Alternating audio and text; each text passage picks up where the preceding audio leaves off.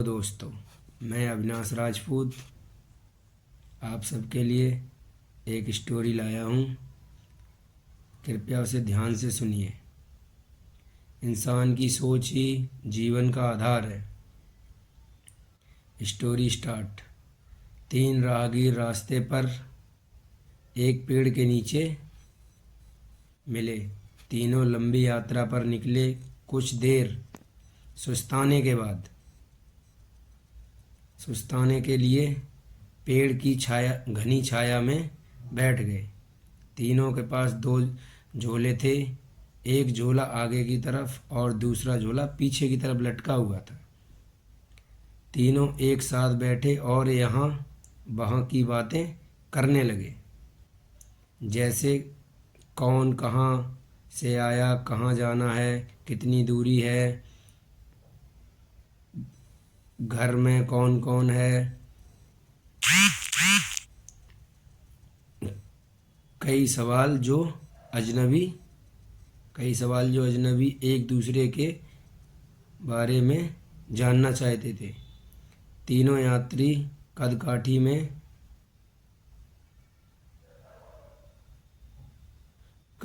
में समान थे, पर सबके चेहरे पर भाव अलग अलग थे। एक बहुत थका हुआ, निराश लग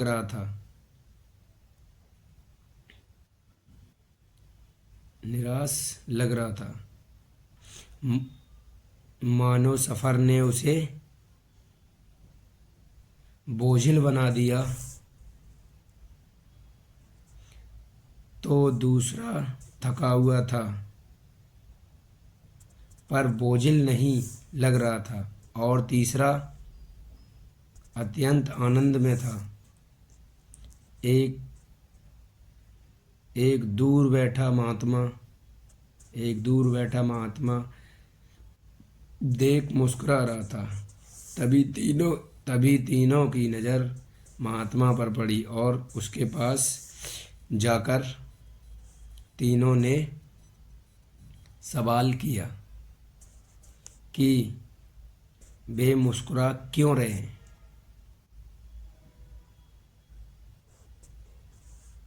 इस सवाल के जवाब में महात्मा ने तीनों से सवाल किया कि तुम्हारे पास 2 झोले हैं, इनमें से और एक में बुराई को बताओ क्या करोगे। एक ने कहा, मैं आगे वाले झोले में, ध्यान से सुनना दोस्तों, अब बुराई और पीछे वाले झोले में अच्छाई रखूँगा, ताकि जीवन भर उनसे दूर रह सकूं। और पीछे अच्छाई रखूँगा। दूसरे ने कहा, मैं आगे अच्छाई रखूँगा, ताकि मैं उसके जैसा बनूं। और पीछे बुराई रखूँगा, ताकि उनसे अच्छा बनूं। तीसरे ने कहा, ध्यान से सुनना, मैं आगे अच्छाई रखूँगा, ताकि उसके साथ संतुष्ट रहूं। और पीछे बुराई रखूँगा, और पीछे के झोले में एक छेद कर दूंगा, जिससे बुराई का बोझ कम होता रहे और अच्छाई ही में साथ रहे। अर्थात बुराई को भुला देना चाहता था। यह जिसने कहा वो बुराई को सामने रखेगा और जीवन के भांति थक गया है, क्योंकि उसकी सोच नकारात्मक है। उसके लिए जीवन कठिन है। लेकिन दोस्तों, दूसरा जो थका है पर निराश नहीं, जीवन का अच्छा ही सामान रखूँगा। जिसने कहा मैं अच्छा ही सामान रखूँगा, पर बुराई पर से बेहतर बनने की कोशिश में बेहतर बनने की कोशिश में वो थक जाता है, क्योंकि वो बेवजह की होड़ में है। लेकिन तीसरा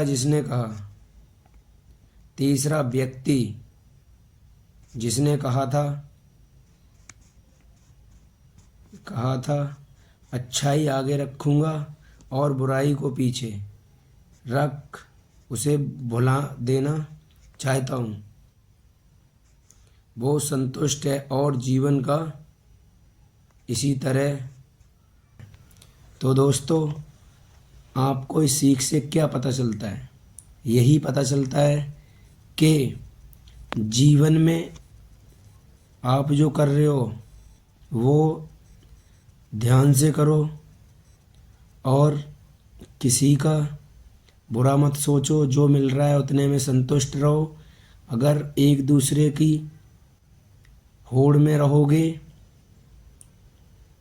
तो आप भी इसी तरह परेशान, चिंतित, उदास दिखाई देते रहोगे। अब मिलते हैं आपको हम नेक्स्ट स्टोरी लेके। स्टोरी पसंद आई हो तो लाइक करना, सब्सक्राइब करना। आपका मित्र अविनाश राजपूत।